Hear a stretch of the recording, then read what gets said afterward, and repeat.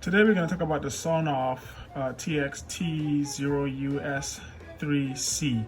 It's a Wi-Fi switch that I ordered from Banggood online, and I want to make this tutorial to kind of show you guys how I've had the chance to install this based on the current house wiring. So yeah, this is the model version. It works with Apple Store eWe Link, and you can actually control this with Google, an app that you can download. And so it's a 3 switch, so you have 3 buttons which will control 3 different lights. In this case, I'll be installing this in my kitchen. Once again, this is SONOFF, and right now in the kitchen is a simple switch, just an on and off switch that I took off the wall here. That is placed in here. So that is placed in this plug. So I'm going to talk about the plugs, because right now we are going to first off turn the power on and power off. I have the SONOFF module here, but we'll take a step back and actually do the full install and have it tested. But I also have, one of the things I recommend is a AMS tester, so electrical tester. So right now it'll beep once you want to test which wire is hot, which is going to be important. You just click it down, hold it, and then you test which wire is the hot wire. So I have a setup right here that is quite odd, but at the same time we'll be able to do a video to show exactly how this was installed. Basically, I took out the old setup. I took out the old setup, which was on here, and we had just 2 wires and the ground. So we had a white wire going on top and black in the bottom, and then we had the ground that was hooked up here. So we have the ground, then we had the white wire, and then we had the other controlling wire that goes to the light. But in this case, certain scenarios is where the black wire would be hot and the white wire would be neutral, and then we have a ground. And in this case, this SONOFF doesn't talk about a ground, but we'll discuss that real soon. So we're taking a basic switch. This is not a 3-way. This is a single box switch that controls a single light that I have here in the kitchen. That'll be on and off for this particular one, and then I'll have some more lightings that goes to the cabinets and so forth. But right now we just have one switch that we're going to talk about.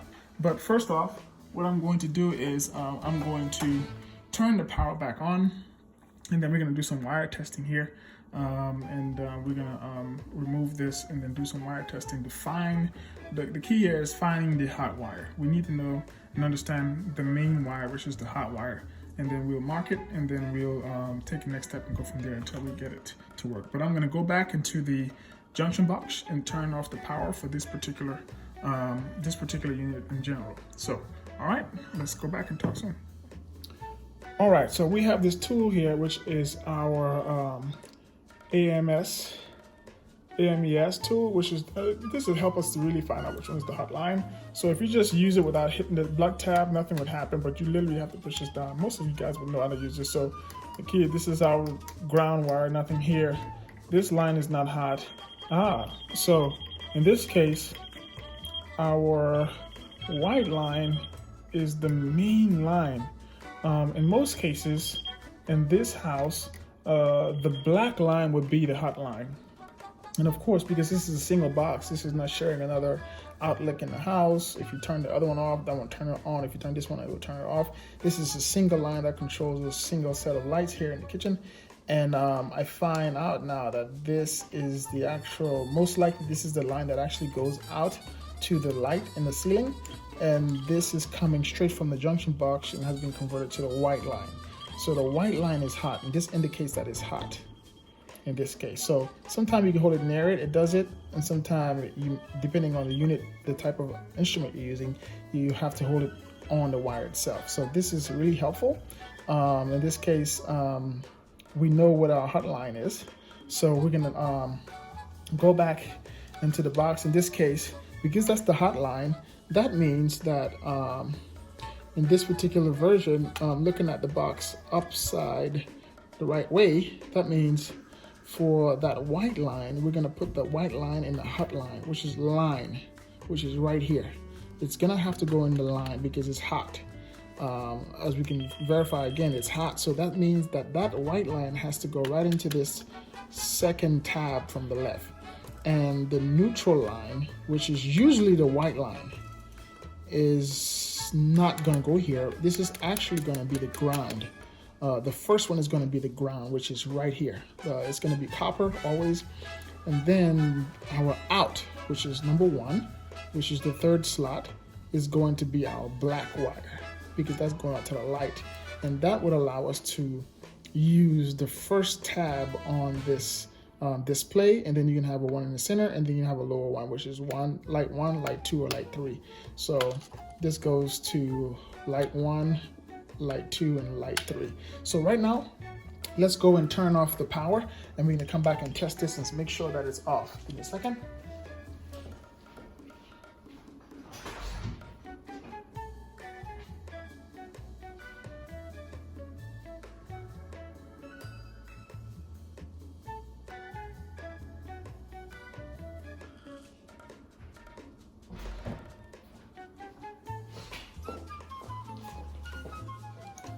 All right, so just to confirm that the power is off, I'm tapping it, I'm pushing the button down, nothing's happening.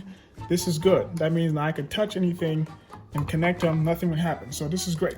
So let's start off, because there's an option now where at a certain point, we're gonna have to remove this lid, but we're not gonna do that right now.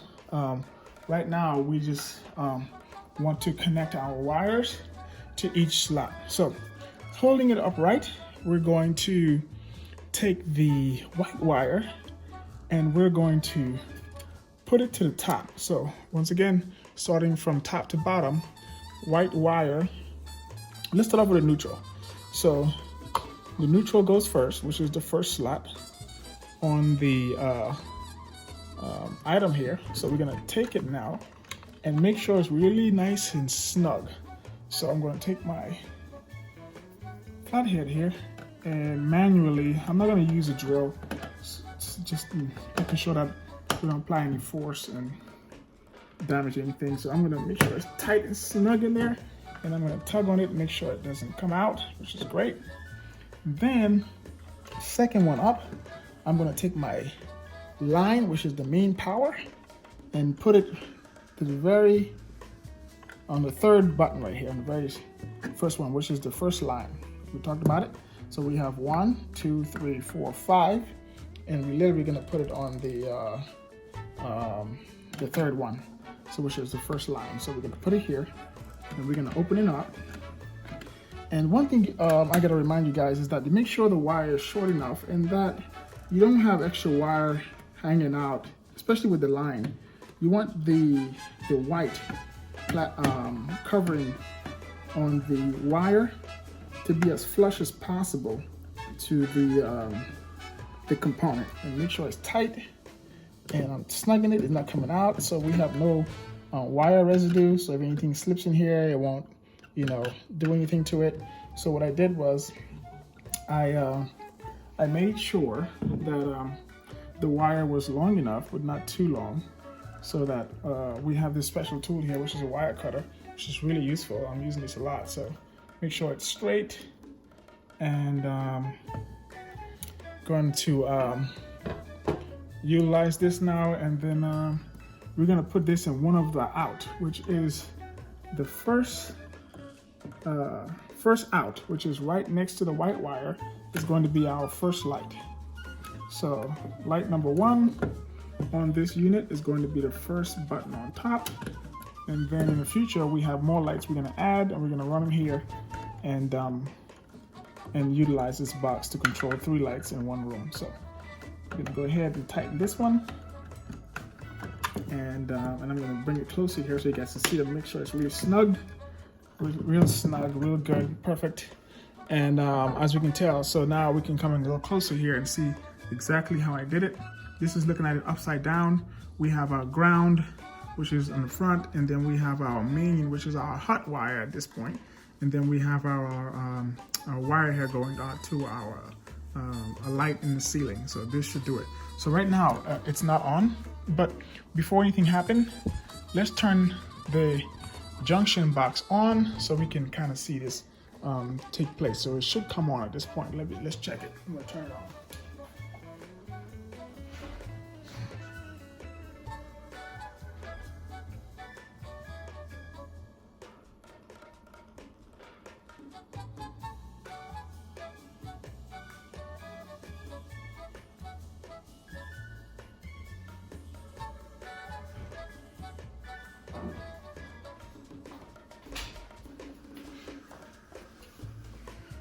All right, awesome. If you can see slightly, you can see that it's turned on. You can see the blue light on here. If I could slant it, there you go. You can see the blue light come on, and the switch is active and ready to go before I even put it in. Just want to make sure it actually works. We have blue light number 1, which once you hit it, it should turn the light on. There we go. We have a light on, light off, light on, light off. As you can see the reflection on the wall that the light is coming on and off. This is perfect. So now the other ones won't work because we don't have any light switch or wires going to them, but this would be the secondary light. This would probably be the cabinet lights and so forth. So we had a great install.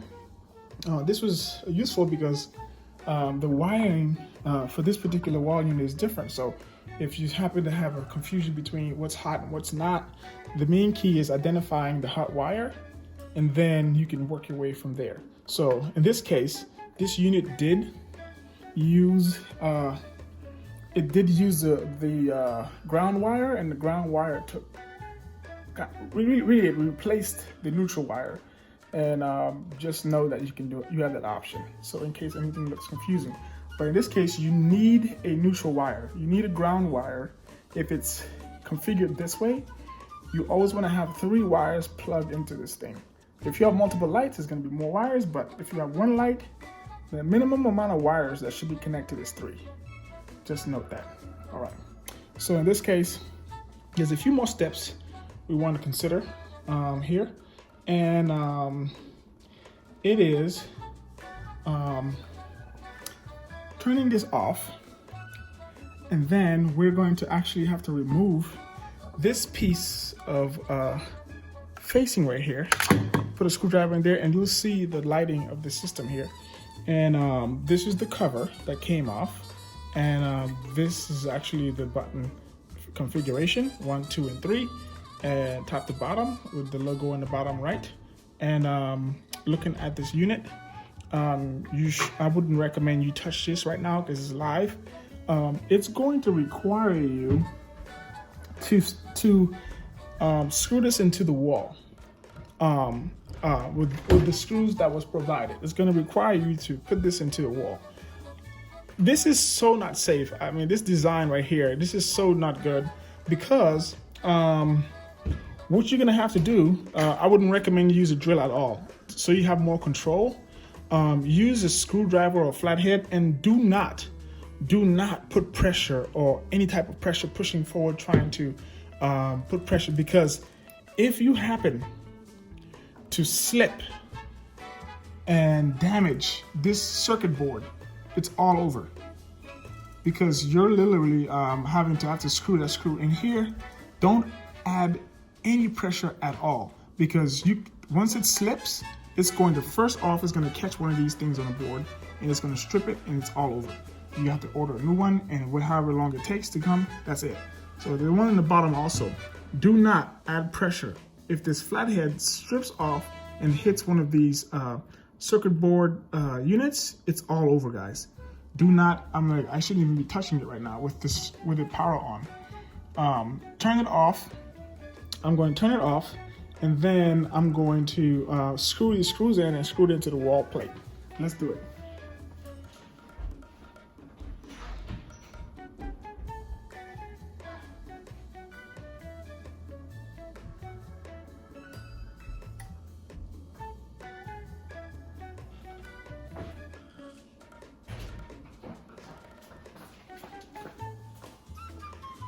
All right, now that it's off, I'm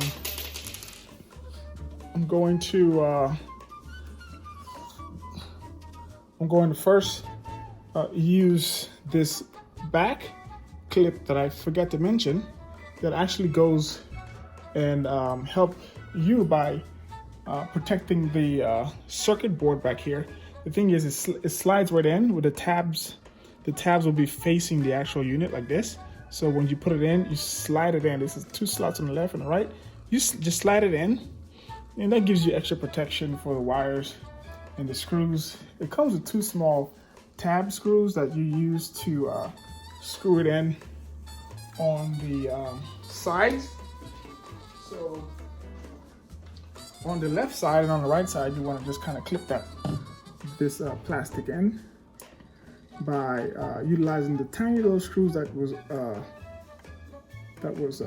sent with it. That one's good enough. So I'm gonna bend the wires in here in the back of it. So I'm bend the wires in and make sure that it actually goes in really good and tucked. So now we have our unit on the wall, and now comes the fun part of like manually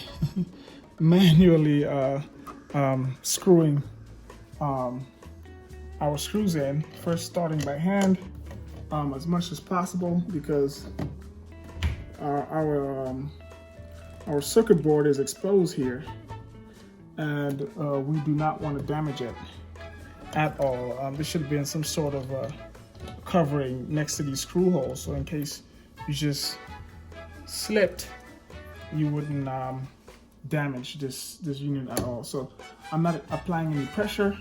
I'm just screwing it gently because I don't want it to slip and then damage the circuit board at all.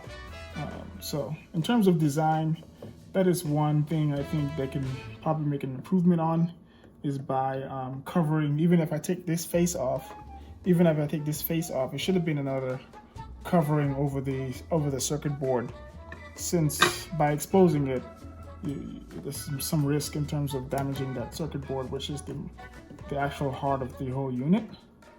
And I wouldn't want to expose it to any person if this is supposed to be a self-install. All right, so we have it nice and tugged on our wall, and now just gonna reinsert the face covering. It just tabs on here, and we're gonna turn it on, and I think this wraps it up. I'm gonna turn it on and test the lights again, and then this is it. All right, so we have an indicator light that stays on throughout the night. So if it was dark, you can kind of see, and I cast some shadows here. You can see it at night, and it's really cool. That's awesome. So we have our switch that comes on and comes off. Oh, there it is. So it takes a minute now. So there's another step to this in terms of like activating the app on here. So in activating the app, which is the eWe link, I'm not going to go into details with setting it up with the app, but I do recommend you use your phone, scan this QR code here. That makes it fast and easy to step, whether you're Android or an iPhone. And you're going to download the eWe link. And this app is already on my phone. Now, I'm just going to set it up. You do have further options by making or configuring this unit to work with Alexa, and of course Google Assistant, which is so awesome in terms of like rigging your home to be a little bit more smarter and more collaborative while you do your thing. So in this case, the goal was accomplished. We do have a light switch here, and it stays lit, it stays powered, so that way we can kind of use it. So